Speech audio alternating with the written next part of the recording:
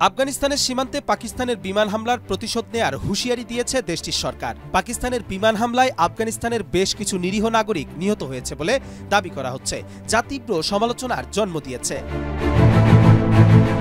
আফগানিস্তানের স্বরাষ্ট্র মন্ত্রণালয় এক বিবৃতিতে জানিয়েছে, পাকিস্তানি তাদের আকাশসীমা লঙ্ঘন করে এই হামলা চালিয়েছে, যা আন্তর্জাতিক আইনের পরিপন্থী। মন্ত্রণালয় আরও জানায়, হামলায় আফগানিস্তানের বেশ কয়েকটি গ্রামের সাধারণ মানুষ হতাহত হয়েছেন, তবে ক্ষয়ক্ষতির পরিমাণ এখনও সম্পূর্ণ নির্ধারণ করা যায়নি। পাকিস্তানের বিমান বাহিনী এ ব্যাপারে আনুষ্ঠানিকভাবে কোনো মন্তব্য করেনি, তবে কিছু পাকিস্তানি সূত্রের দাবি তারা সন্ত্রাসী গোষ্ঠীগুলোর অবস্থান লক্ষ্য করে হামলা চালিয়েছে। এদিকে সরকারের মুখপাত্র জাবিউল্লাহ মুজাহিদ এক বিবৃতিতে বলেন, এ ধরনের হামলা কোনোভাবেই মেনে নেওয়া হবে না এবং পাকিস্তানকে এর জন্য কঠিন মূল্য দিতে হবে। তিনি আরও বলেন, তাদের এই নেক্কারজনক হামলার প্রতিশোধ নেওয়া হবে এবং আফগানিস্তানের জনগণের নিরাপত্তা নিশ্চিত করা তাদের কর্তব্য। বিশ্ব সম্প্রদায় এই ঘটনা নিয়ে উদ্বেগ প্রকাশ করেছে এবং দুই দেশের মধ্যে উত্তেজনা আরও বৃদ্ধি পাওয়ার আশঙ্কা করছে।